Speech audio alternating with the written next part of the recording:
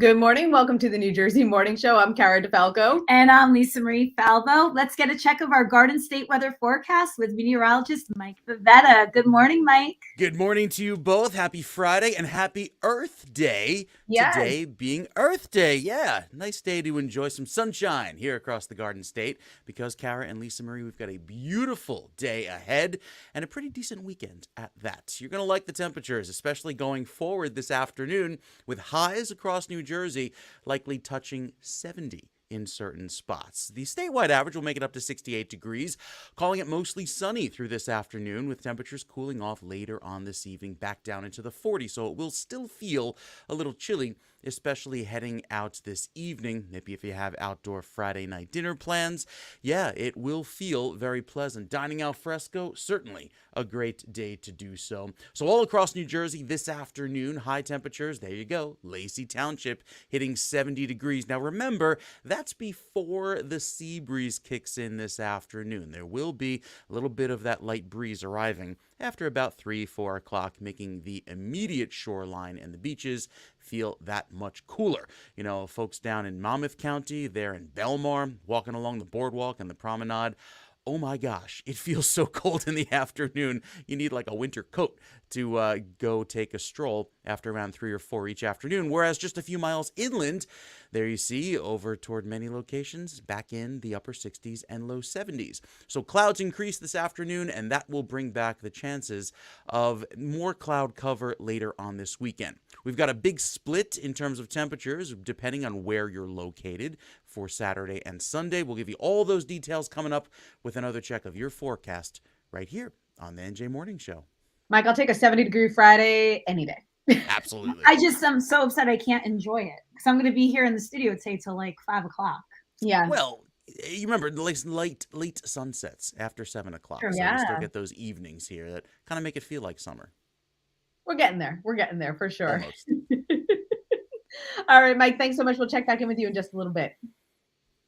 All over the world, people are witnessing the tragedies happening in Ukraine and trying to find ways to help those in need.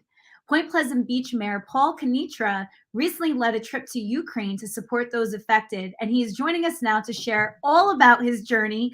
Mayor, thank you so much for joining us this morning. Good morning, Lisa Marie. Good morning, Cara. How are you? Good. How are you doing? Good. Thanks for having me on. So please share with our audience all about this trip and why you decided to get involved. So it's crazy to think how long ago it actually was now. Like everybody, when Russia, unprovoked, decided to invade Ukraine, I was shocked. Kind of that week-long process. I was going through different stages of angry and sad and everything in between. And then when you started seeing the refugees fleeing a lot of the war-torn areas, especially in the east and the south, that really resonated with me for a multitude of reasons, and I can get into some of those in a little bit if you'd like. But it was a kind of a knee-jerk reaction. 2 o'clock in the morning, I texted my friend group. I said, is it crazy of me to want to go over there? Everybody reassured me I'd be all right. And I've traveled a lot and that it was going to be fine. I said, yep, you're right. And I was on a plane about 25 hours later with one of my best friends. Wow, that's incredible. Mayor, do you have, and I know you said, a variety of reasons beyond just the obvious, human connection that we all have in this. I mean, do you have friends and family in the Ukraine? Do you have a connection to Ukraine or the community in some fashion? So there were a lot of connections, actually. My girlfriend and I had actually been to Ukraine previously, along with some friends of ours, and we'd really enjoyed ourselves. We enjoyed meeting the Ukrainian people. They were warm and welcoming. In addition to that, my own heritage, I'm a quarter Polish, a quarter Slovakian, obviously both bordering Ukraine. You go back a couple hundred years ago, and it was all basically the same entity anyway. And then in addition to that, as mayor of Point Pleasant Beach, our economy has really benefited from Eastern Europeans coming here and working during the summer periods up on our boardwalk, helping operate the rides and the attractions with Jenkinson's for generations. And, that connection to the Ukrainian people all in just really motivated me to jump in and try and help in my own way.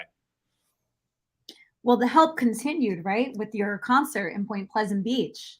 Yeah, so it was such a moving, life-changing, every kind of cliche that you can think of, kind of trip over there in terms of, how I was affected.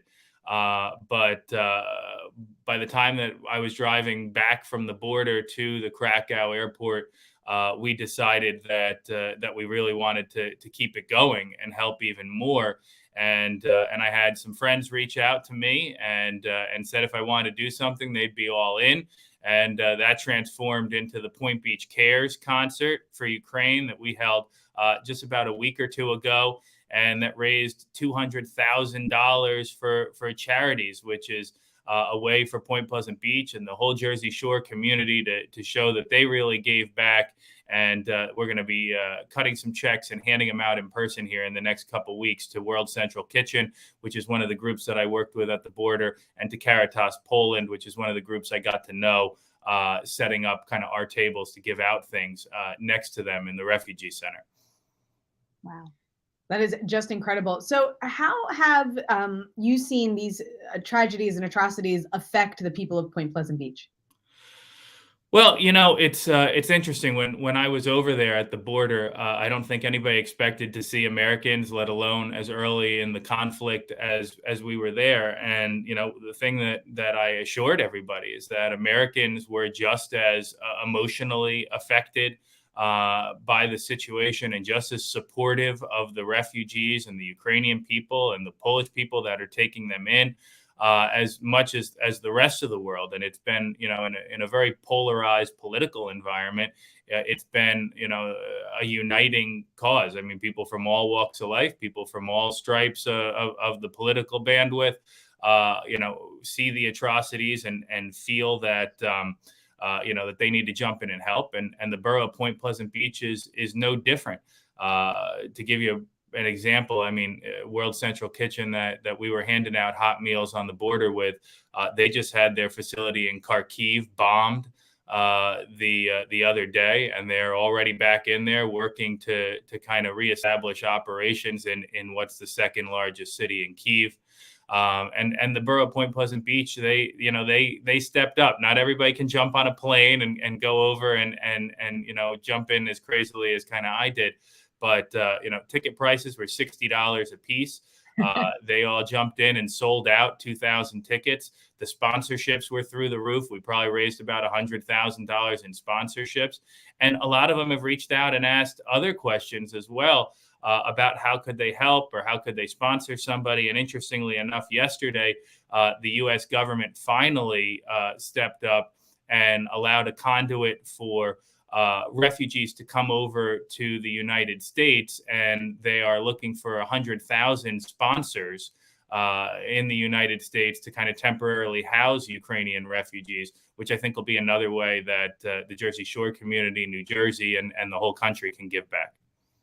You beat me to our last question there. I was just, for those of us who can't jump on a plane or maybe are not willing to, what is the best way to help? And I know you had mentioned World Central Kitchen, which is a charity that I've been wanting to donate to as well, just, in line with all the things that I believe in. So I love that you had mentioned them. What else can folks do?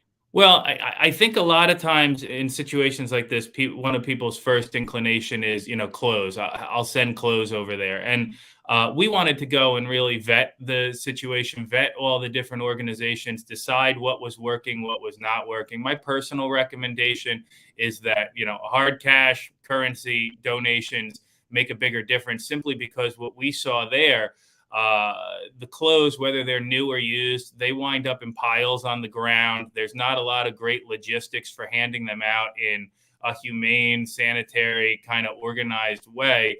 So they get rained on, they get wet, they get dirty in the lots, and the people are just kind of sifting through them. We set up tables, and I was using my old Tommy Hilfiger merchandising skills from back in high school when I worked there, and folding the clothes and trying to make everything look nice, and that made a big difference. But organizations like World Central Kitchen, where there's very little administrative costs, and most of the money goes directly towards food, towards operations, and putting a hot meal in somebody's hands as soon as they walk across the border, or operations within Ukraine themselves where people don't have access to food or in danger or hiding underground or whatever it may be. It really does go the furthest. And then Caritas Poland is the other group that we've been recommending that everybody should donate to. That's where a large chunk of our money raised in the Point Beach Cares concert is going to. And they helped get a lot of the orphans out of Ukraine and are continuing to do so. So, two very kind of heartfelt efforts there. Lots of work to be done, and you are doing such great things. Where can people find out more about you and to follow along with your adventures? So I have a Facebook page, Mayor Paul Kinitra.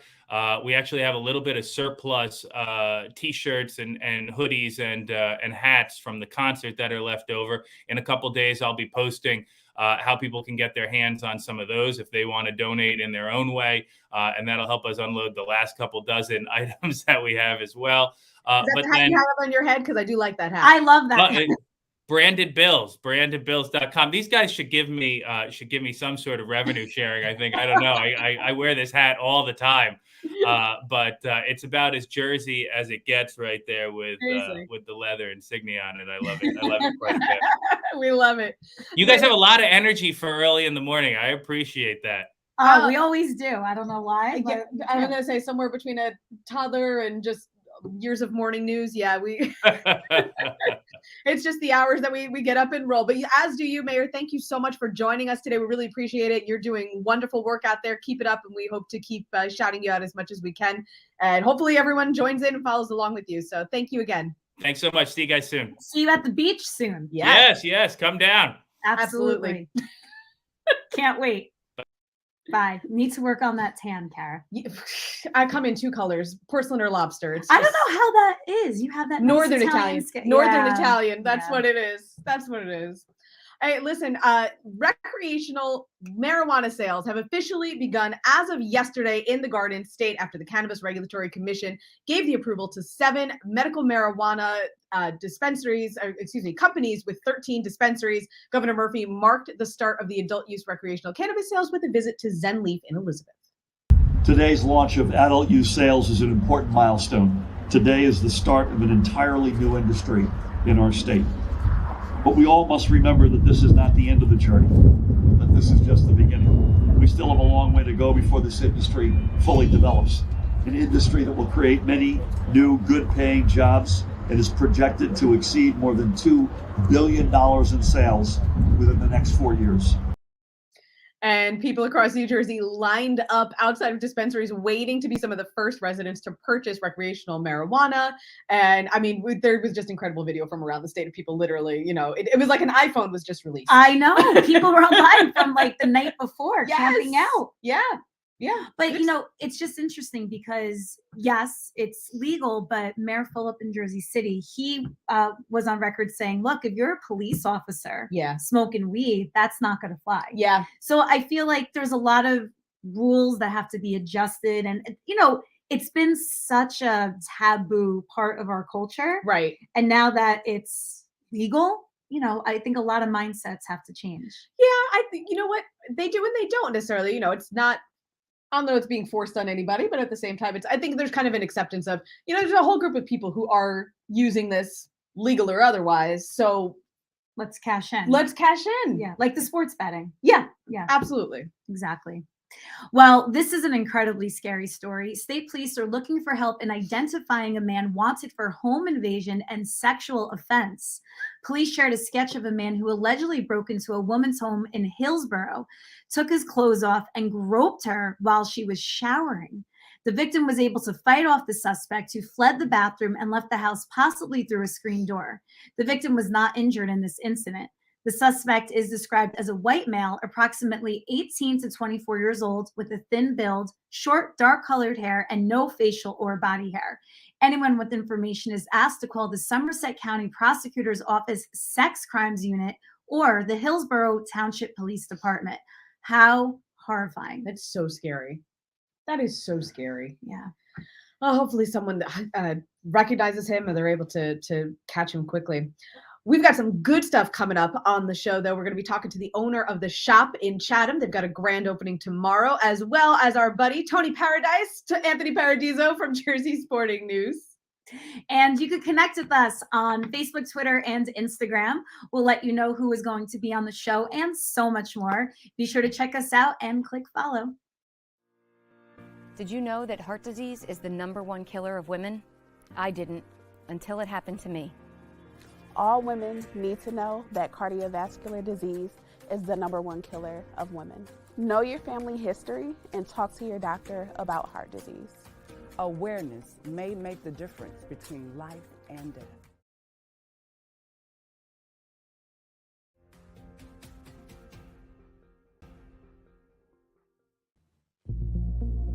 The American Lung Association invites you to join us outside in 2021 for our Fight for Air Climb events. Now more than ever, we need you in the fight for clean air and healthy lungs.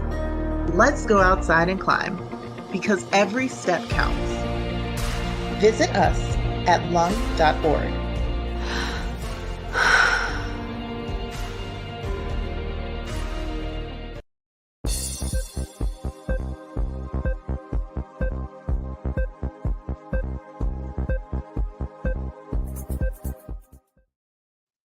Welcome back to the New Jersey Morning Show. So Governor Phil Murphy was on hand for a groundbreaking of big renovations at the NJ Transit Station in Perth Amboy. The NJ Transit Station is getting a $45.5 million renovation.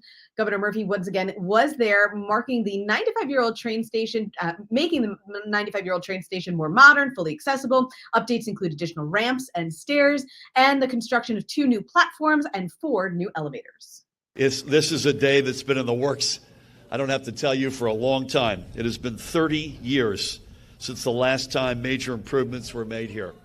And I know many of the folks here are anxious to get to work to make the station more accessible and more welcoming for commuters for the next 30 years and beyond. The Perth Amboy Station is considered a vital transportation hub connecting New York to the Jersey Shore. Governor Murphy had a busy day yesterday.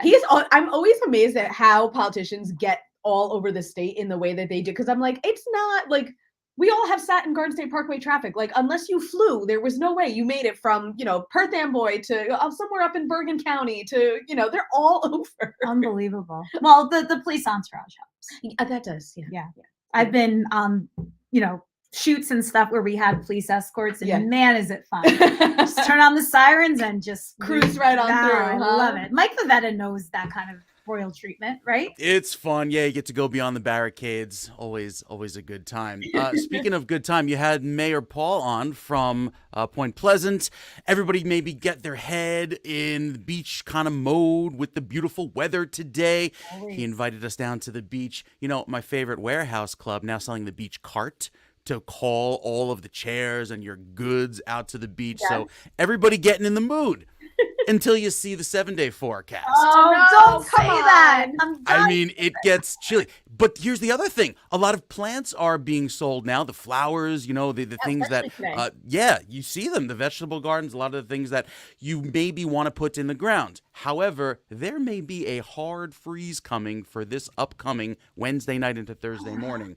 So if you have the sensitive outdoor plants, hopefully they're in pots, got to stick them in the garage for that one night. Unacceptable, Michael. It's just unacceptable. Well, this is what we get after a lovely start to spring. I mean, we had some really banner days with those highs that were well into the 70s. Had a few 80-degree readings not too long ago over Newark Airport with all the sunshine. I mean, last Thursday was spectacular. And then we headed into a little bit of a cooler trend, and that is the case going forward again this weekend. So let's get started with your weather PC, because it is Earth Day today. And if you haven't seen the Google Doodle, there are some comparison images. So you see the date there on the bottom of the screen, and next to that, some images of what transitions have occurred, especially here, for instance, the corals over time, and there's the beginning and end piece. So what's going on? Well, we know that the Earth is going through some changes, and Climate Central over in Princeton, New Jersey, kind of a science climate warehouse. They keep all the data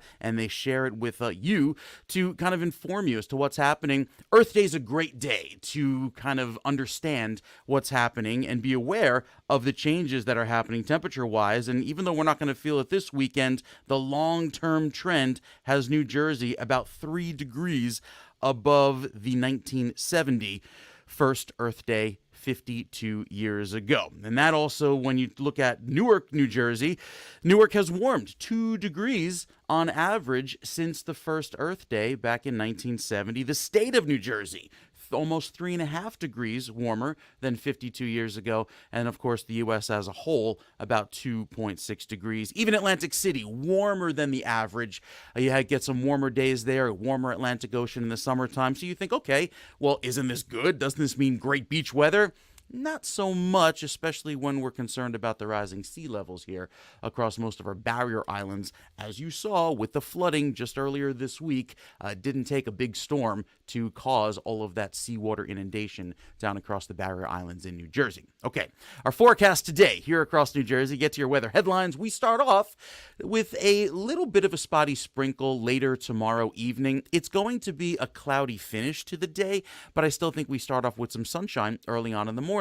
Then we see a little bit of a warming trend away from the shore that will take our temperatures well into the 70s on Sunday afternoon if you are west of the Parkway and certainly west of the Turnpike. Down toward the Philly suburbs, you could hit 80 degrees on Sunday. If you find yourself over in coastal Monmouth County, you're not getting out of the 50s. So we're talking a big 30-degree spread in temperatures on Sunday. If you're inland, warmer, along the coast, much cooler. And then that cool weather spreads over the entire state for most of next week. There's a really big cool down coming, and you can see it here. Our favorite weather map showing the 6 to 10 day temperature trend. Look at New Jersey here in the Northeast, a really solid chance of below average temperatures by the middle of next week, and that's where we have that polar front coming down from Canada, allowing with wind to make the wind chill feel like the 20s on Thursday morning of next week. But the actual air temperature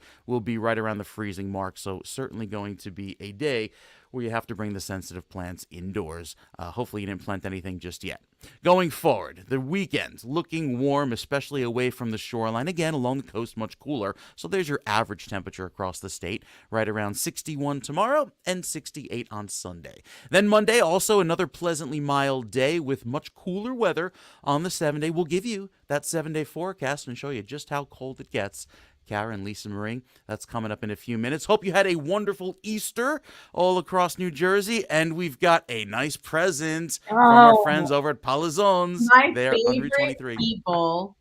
So Lisa was just asking me, she had never heard of this. I have to give in my Italian American card because okay. I don't know what this is. So La Colomba is a dove, and it's made in the shape, there's Easter bread, sweet bread, kind of like the...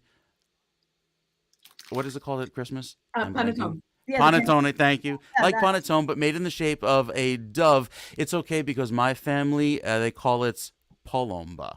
So it's kind of a little, spin on it, not La Colomba. No, we don't do this at all. Well, and I looked it up. It does. It was invented in Milan. So if you, I guess, but I mean, I had heard of it, but the folks over at Palazzone are just, if you've never, I mean, that is the best Italian pastries, gelato that I have had on this side of the Atlantic. I mean, why we don't do the morning show from there at this point? Because I'm there. I will drive across the GW Bridge at 5 a.m. to meet you there. The woman's always full of great ideas. I don't know. We really should. That's a great idea. Veronica, if you're listening, I think we can make this happen. And Giancarlo, of course. Giancarlo, yes. And they're always full of wonderful characters over there too. So we would for sure have a blast. But yes, Veronica and Giancarlo, thank you guys very much for this. We will. This is breakfast today, as I don't know that anybody's eaten anything yet over here. So and Michael, thank you for dropping it off for us. Yeah, you're welcome. I had the cornetto alla crema, so it's a good start over in the office. Yeah. Little. I'm still a little jealous. All right, Mike. We'll check in with you in just a little bit. We'll get that 7-day forecast that nobody is happy about. I am happy about the weekend, though. I am happy about the weekend. That when he was talking about the Sunday weather, how it's really cold at the shore and warm inland, I went right back to a day in college where it was really warm in New Brunswick. I went to Rutgers, and we were like, let's play hooky. We're all skipping class and drove to the beach, and we froze our butts off. And we were like, never again. We're never again doing this. Just if it's warm where we are, stay where you are. Exactly. Exactly. That was it. All right, guys. So we all know we love talking about food here. Obviously, me especially. And I'm always looking to try new restaurants, especially delicious restaurants. Joining us now is my friend Chris Pizzone, owner of the shop in Chatham. Chris, welcome. Good morning. Good morning, ladies. How are you, Kara? So proud of you, Chris. Marie, I thank have you. known you for many years as well. I know our Yes. worlds are always colliding. And I had no idea up until like yesterday that you were opening a restaurant. Neither did I. I found out just yesterday too. So Surprise. well, you guys are really great, and you make it so warm and welcoming. I'll tell you, you're both naturals at this. And love it. Thank you. Thank you. Well, so you guys are having your grand opening tomorrow. So Yeah. tell us about it. What can Tomorrow. folks expect? Do they need to like register, buy tickets, just show up? No. It's free flow. Come 1 to 4, free pizza, free wine. We're gonna have some free music from my friend Stevie, who we call a human iPod, because he literally just plays for 3 hours straight, not with a break. I mean, anything. You name a song, he knows it. So live atmosphere, really warm. Hopefully it's actually gonna be warm tomorrow, so that's great. And we're just looking for some fun. Just to introduce our shop to everybody. Yeah. So it's primarily a pizzeria, correct? Yes. But there's Yes. a new twist that you just, this is all like, Lisa Marie, we haven't talked yet. So you're doing your investigating. So the front portion is the traditional pizzeria. We do our pizzas a little different. We do it in a square shape instead of round. I think that it intrigues people, but some people are a little concerned. But I think ultimately, when you taste it, you're like, wow, this is amazing. And then what happens is it's a quick serve also. So we go into a very casual second section, as we call it. And then in the way back, there's what we call a speakeasy, the supper club, which is a full private room. It has an opportunity to do tastings and events. And we do our own tastings and events. But we're soon to open that up as a full service restaurant with waiters and the whole 9 yards. So we're waitresses, and we're really looking forward to that, because so far the everything's pointing to that room is very conducive to a nice evening experience. So we're happy for that. Yeah. Actually, Kara, you were just there, right, Kara? I was just going to say, I can attest to that. I was there last Friday for your Good Friday tasting menus. Everything, seafood was excellent. Chef did an incredible job. He's amazing. He's amazing. I have to tell you, that tiramisu, I haven't made tiramisu. It's my favorite. I have not found in the US real tiramisu like they make in Italy, other than my own. Other than now that Chef Kevin made for us. That's huge. That's huge. It's not cake. It wasn't whipped cream. It was legit tiramisu. I was so proud and impressed, because nobody does that. And those crab cakes, you thought he was from Maryland the way he made those, right? Those crab cakes were phenomenal. They really were excellent. What other items can folks expect on the menu at the shop? So right now we just recently extended the menu just a tad. Obviously, pizza, pasta, panino is our focus, but we did add some entrees. We're basically trying to keep it simple, stupid, but at the same time, restaurant quality ingredients at a pizzeria, casual atmosphere. The tastings obviously are different. We try to evolve with different dishes, but you have our Sunday gravy, which is pizza, which is phenomenal. People are going nuts because it's a bolognese sauce instead of a traditional marinara, which is really great. It has meatball and sausage, so it's the meat lovers pizza. We have a funghi, which has the gorgonzola and the sautéed onion and the mushroom, of course. And then our paninos are they're have a lot of ingredients, different levels of ingredients, but you have to kind of read the individual sandwiches, because sometimes people I don't like onions, I don't like this, right? So you have to kind of know the menu in them. And then our pastas are off the charts with the cacio e pepe ravioli and the bolognese as well, and some other good treats. So we're happy with it. So like I mentioned, I've known Chris for years. When you were working in real estate, and I know, through that, you were always, trying to throw parties and mixers and networking events. And I know you have a hospitality background. So How did this all come together with you opening a restaurant? So to be well, you're right about the background. My brother Joe had a restaurant for many years when I was coming out of college, and I worked with him, as a waiter. And I also worked at Joe's American Bar and Grill at Short Hills Mall when it first opened up, which I really enjoyed doing that. But two of my close friends, Vincenzo Bernardo and Kevin Felice, we just came together and said, let's do this fun passion project. And Vincenzo being a professional soccer player, playing in Napoli for many years, and his family's from Napoli, where actually my mother's from. And then Kevin being an Italian descent and in the industry and as a chef by trade, but also now evolved onto the corporate side. We just said, look, this is an opportunity for us just to have a really great, fun, diverse platform to do business development, to do real estate, to do the things that we like to do, and bring people together, which, actually, Lisa Marie, we have another event coming up. You both will be invited on our networking side of things. But the shop is a perfect place to do business development because we go sit down. Who doesn't want a slice of pizza and a nice soft drink to do some business, right? So. That, and I got to be honest, I feel like that's like the best way to get anything done, because it's really, truly, to sit down and eat is everyone's common ground. So if you can bring people to a table and enjoy a meal together, you can get done whatever it is you set out to get done. 100%. You really can. 100%. So, Chris, you had mentioned your upcoming event. You have an event coming up in May, right, for the shop?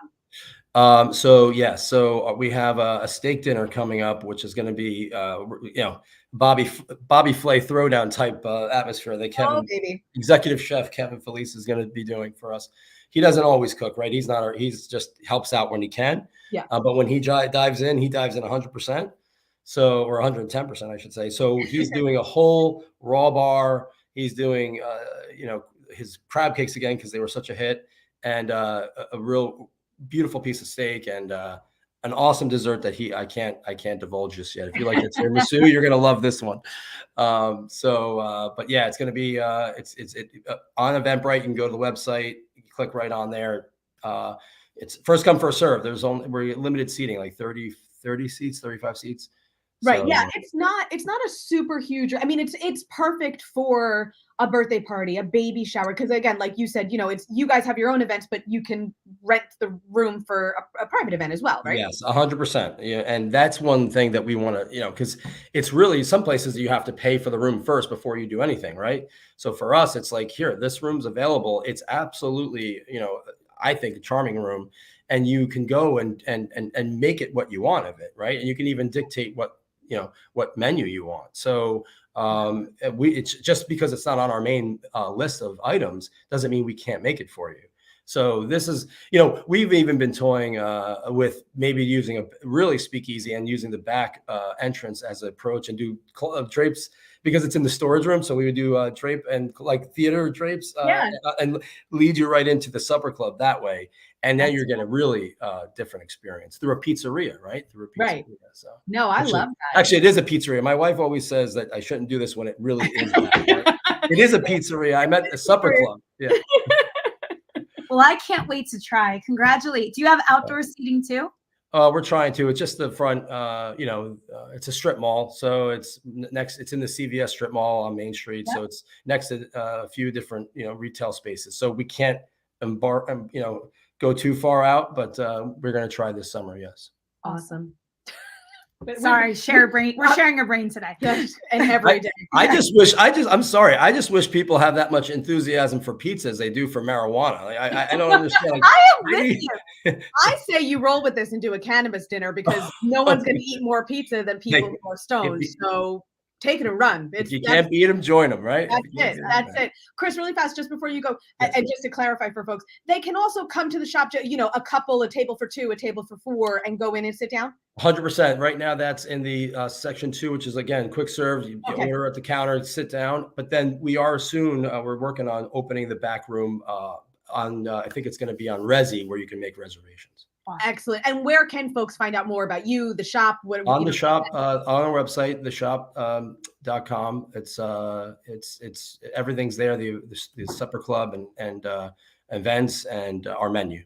Excellent. Well, Chris, Lisa and I are both always happy to see you. Yeah. We're happy to come to the table and break bread with you anytime. So Absolutely. Thank you. we look forward to seeing you again soon. Thanks so much for joining us today. Thank you for having me, and God bless. We'll talk to you soon, Lisa Marie and Kara. God bless. Congratulations. Congrats again. Thank you. Bye. Thank you. Bye-bye.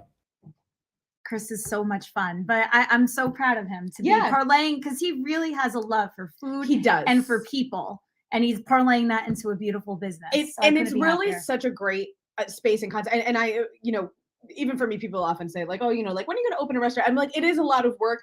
That is the shop. I love how they divided it. The front pizzeria slice shop, that little fast casual section in the middle, and then the nicer in the back. And none of it's overwhelming. Would you open a restaurant? If I could do something like that, where it's not, it's got to be on my terms, I guess, is really the thing. Like, I don't want to have to do that. Like, I'm working 95 hours a week. No, that's not my jam. No, definitely not. You work enough for sure. So speaking of working, we have our next segment. We have our dear friend, Tony Paradise, Anthony Paradiso from JerseySportingNews.com. Good morning, Tony. Good morning. How you doing? Well, the Yankees better be going to work, because our boys in pinstripes, they are kind of stumbling out of the gate here. Oh, a little bit. What's interesting about that is they did lose the last one to the Tigers, who they definitely should beat yesterday. But, they're still keeping pace in the division. They're just a game out of first place. Which is crazy to think about, but. It is, because it seems like they've been struggling a lot more, right? Yeah. But, and a lot of that comes down to like players like Aaron Judge, who just haven't come through this year. I looked in his last 7 games, he doesn't have a run batted in. He hasn't come through with runner in scoring position. So that's going to, hurt the team. But, for the most part, guys like Josh Donaldson, they've been contributing, maybe not as much as we want. But for the most part, the Yankees are keeping pace, and they've gotten good pitching. This kind of reminds me of back when Jeter was in the minor leagues, right? The Yankees were kind of boring, right? In the early 90s, they weren't very good. He comes up, we make the playoffs, and then obviously the rest was history. The Yankees have a Jersey boy shortstop in the minor league system that they feel could be the next Derek Jeter. His name is Anthony Volpe. Of course it is. Yes. And I know, Tony, you know of him very well. What are your thoughts? I mean, do you think his rise through the minor leagues is going to be fast and furious now that they kind of need a spark? Well, the shortstop position is pretty well taken care of with the Yankees, with Isaiah Kiner-Falefa, who's a great defensive player, and he's going to be the starting shortstop this year. But, going forward, maybe at the end of the year, we could see Volpe maybe come up and get some experience, but we'll see what happens. He's still in Double-A right now, and so it's going to be a long road for him even to make it up at the end of the year. And, obviously there's a lot of promise there. He's a Jersey boy, and he grew up a Yankees fan like Jeter did. So that's going to be a lot of fun for the fans. But I don't see it really happening this year. I don't really see it happening. But, in coming years, it's going to be an interesting story. Yeah. All right, this is the only thing I know about sports or baseball right now, and it's just that the Rutgers baseball team is a big freaking deal right now. Absolutely. They were on a 16-game winning streak coming into yesterday's game against Princeton, but they lost. They snapped it. Oh, man. Yeah, I know. Just heartbreaking, but, all good things come to an end, and, it was a great run, and the team looks very good. They're like ranked like 10th or something like that. So they're doing very well for a Rutgers team.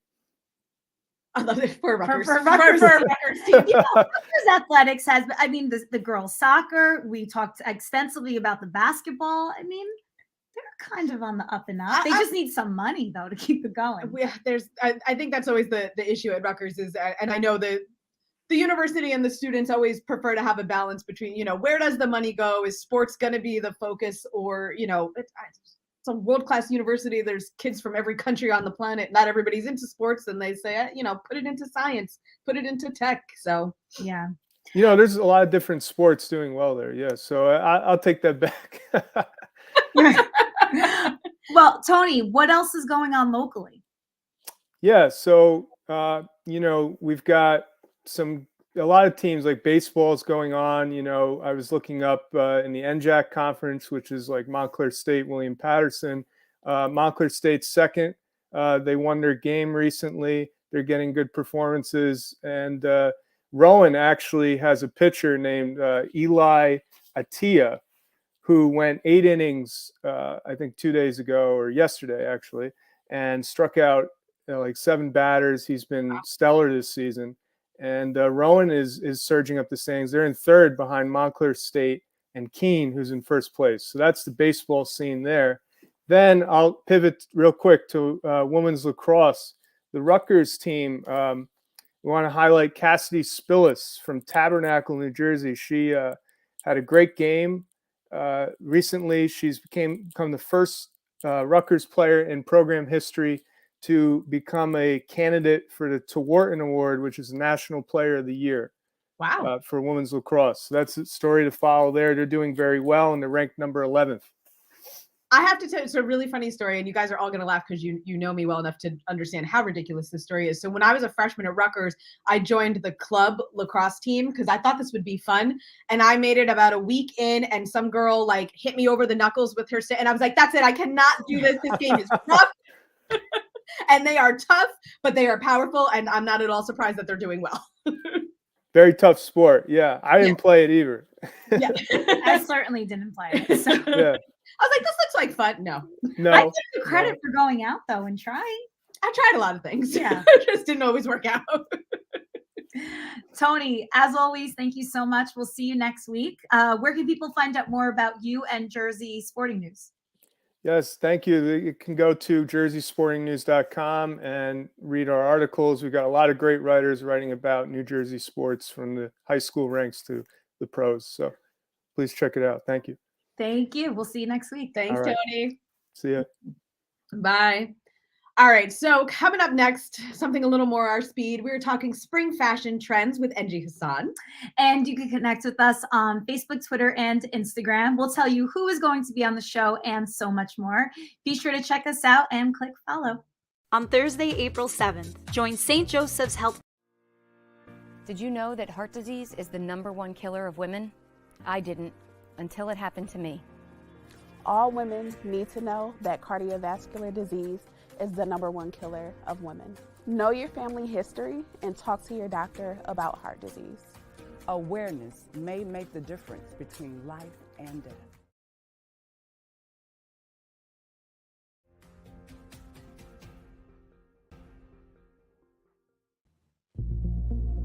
The American Lung Association invites you to join us outside in 2021 for our Fight for Air Climb events. Now more than ever, we need you in the fight for clean air and healthy lungs. Let's go outside and climb, because every step counts. Visit us at lung.org.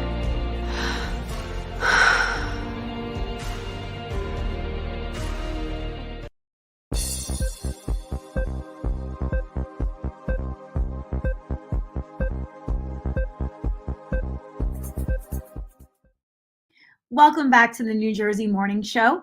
Governor Phil Murphy announced that there will be 2 groups of new state troopers next year to help prevent a shortage. Right now, there are 3,020 enlisted troopers, and the governor says the state needs more than 3,100. There are also more than 200 troopers eligible for retirement in the next 2 years. The troopers here at the Rock are our front line in preparing for and managing our real-time response to storms, natural disasters, and as we all now are critically aware, to public health emergencies. Indeed, throughout our COVID response, the state police worked hand in hand with state and federal partners to create thousands of additional hospital beds, set up testing and vaccine sites, and procure, quite literally, tens of millions of pieces of PPE to protect our essential employees and residents at the pandemic's height and ensure a strong inventory for future needs. The cost to train an additional trooper class will be $9 million, with $4 million coming from the federal government through the American Rescue Plan. That's very exciting because, listen, becoming a police officer cop, it's still a hot commodity. Yeah. And it's so hard to break in on the township level. And you know what? I just feel like not that I've had a lot of interactions with like state troopers across the board, but the handful of interactions I've had with New Jersey state troopers have always been cordial, professional. They just do. I think the training that they get is very well done. Yeah. As best Definitely. I can tell. Yeah. With no expertise whatsoever. All right, meteorologist Mike Favetta is here with a check of that 7-day forecast. Yep. Mike, we want off the ride, please. You want off the I know. ride? I want off the winter jacket. I need to store this thing away now. I'm sick of looking at it. I don't mind one or the other, but pick one. It's so tempting when you see the tulips and the flowers and the hyacinth, the beautiful flowers. They perfume, your front garden and go, we're like this close to spring. Yet we can't seem to get rid of these early I know frosty. we're there because poor Lisa has to sit next to me. Oh, My yes. allergies are so bad.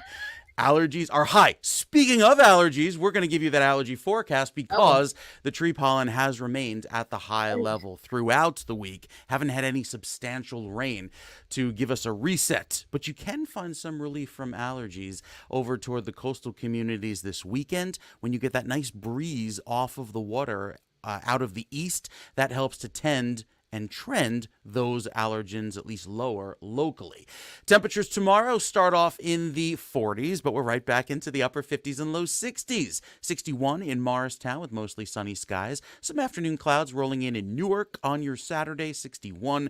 And then Belmar, obviously much cooler once that sea breeze kicks in. Yes, it will feel chilly in the 50s. By Sunday, however, we'll see inland temperatures reach well into the 70s, especially if you're outside of Philly in New Jersey, with those suburbs reaching the mid and perhaps even upper 70s by Sunday afternoon. It'll feel very pleasant.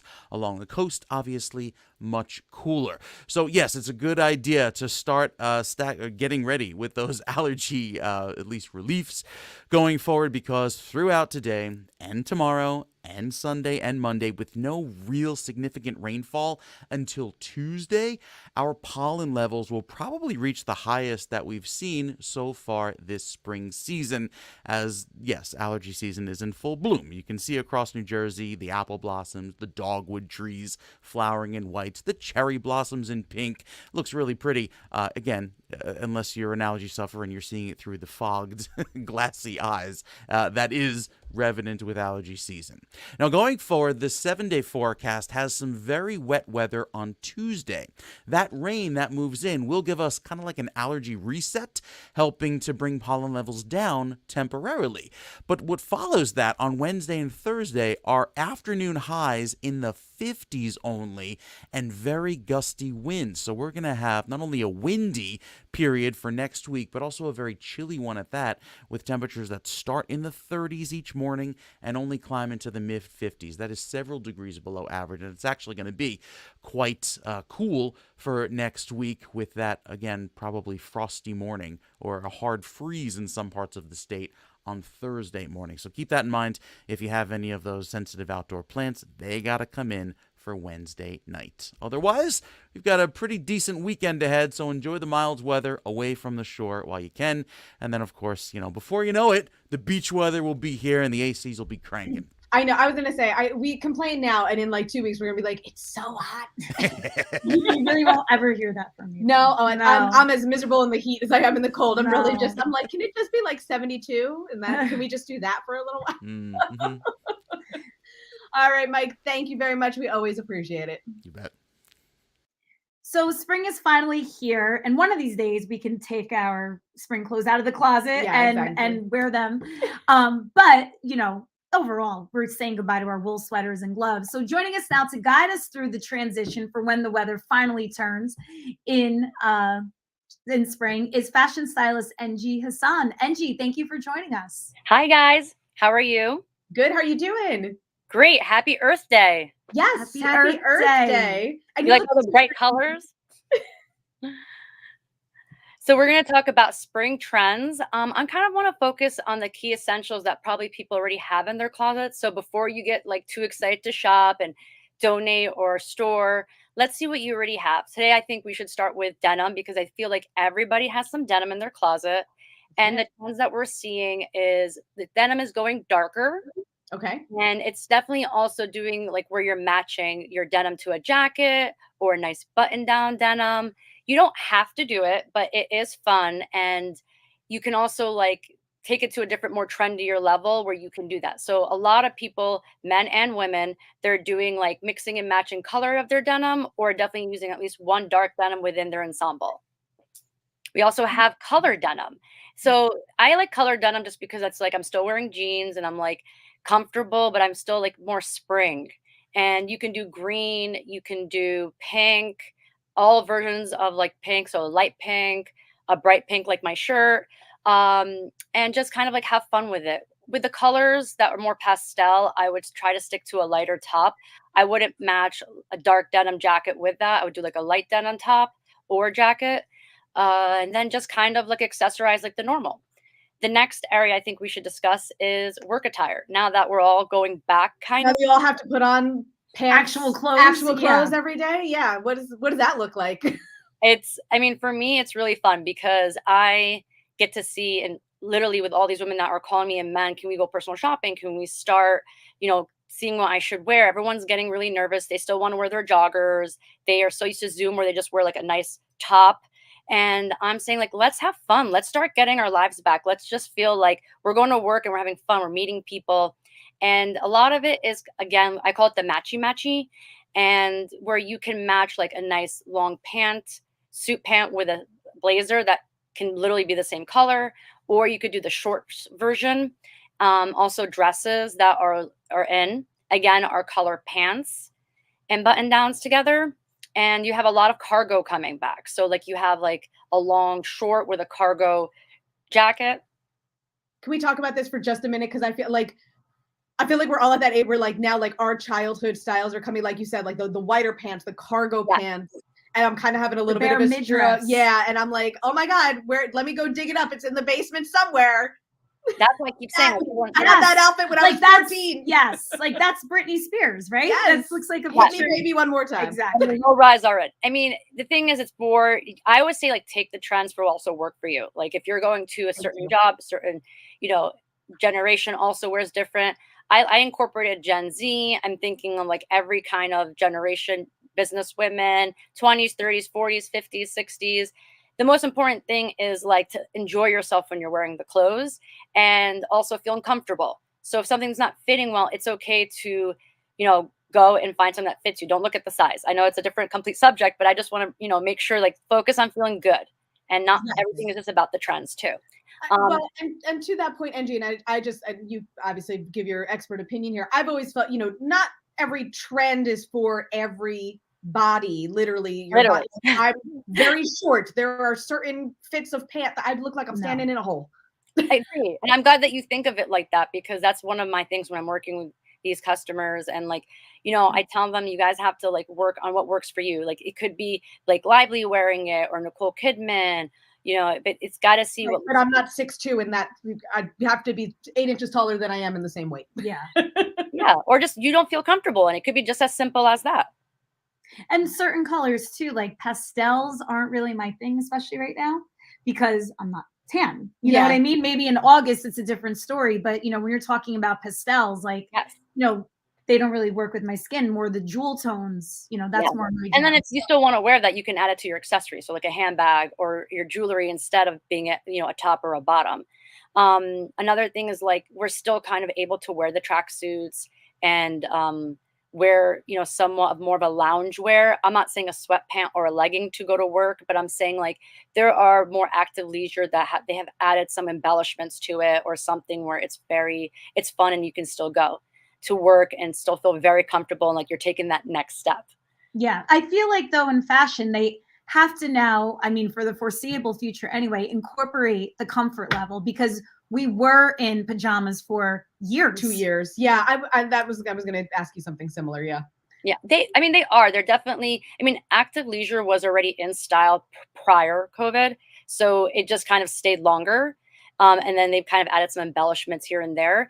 But I do think that's staying. But like, my biggest pet peeve is like, don't go in your workout clothes to work. Like if it's a legging, that's to work out in. You can wear like an active, like leisure pant where like Couples has them, Theory has them, which they're Theory is really known for business attire, and made their clothes more comfortable, but it's still not like a legging that you'd wear to, excuse me, like a jog or a work active legging. You know what I mean? Right, Yeah, right. exactly. Well, really quick, I know that we're celebrating Earth Day today. Are there any fashion retailers and stores that you want to shout out that are doing some sustainable clothing? Yes, I actually just read like a week ago, one of my favorite stores who, like, you always are told, like, do you want to still continue shopping there? Because, they're fast fashion.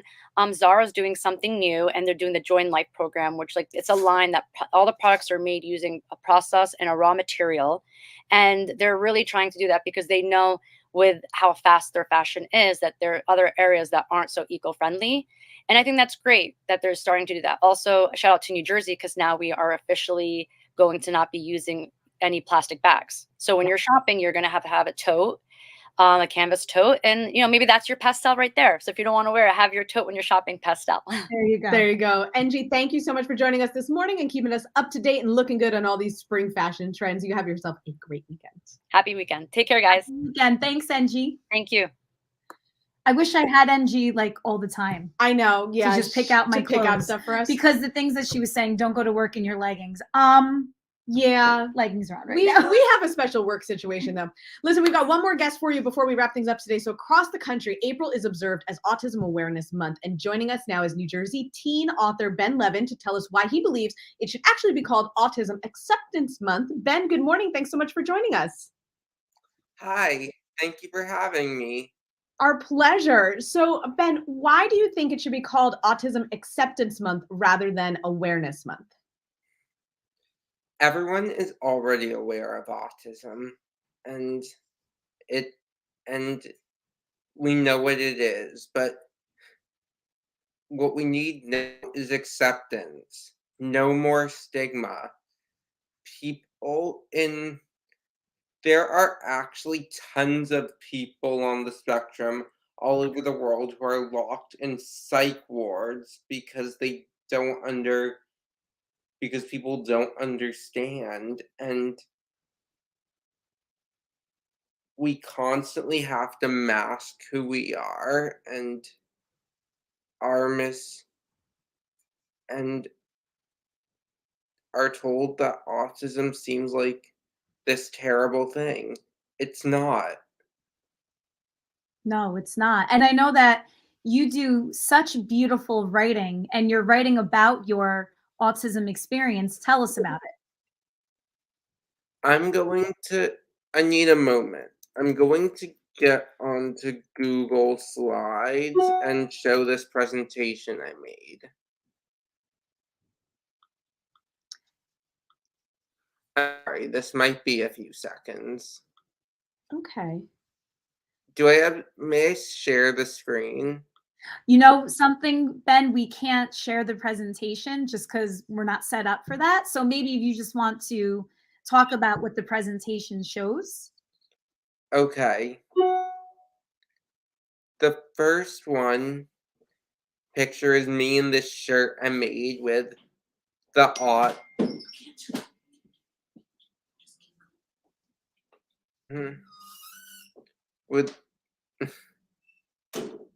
Okay. You could take a deep breath, collect your thoughts. We just want to know about your book. In the Hole, or my autism stuff. Let's talk about In the Hole, since that's what we're showing right now. In the Hole is not about autism, actually. It's about homelessness.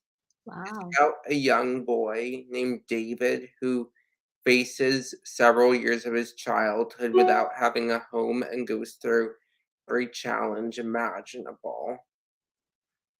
Wow. And why did you want to tell that story?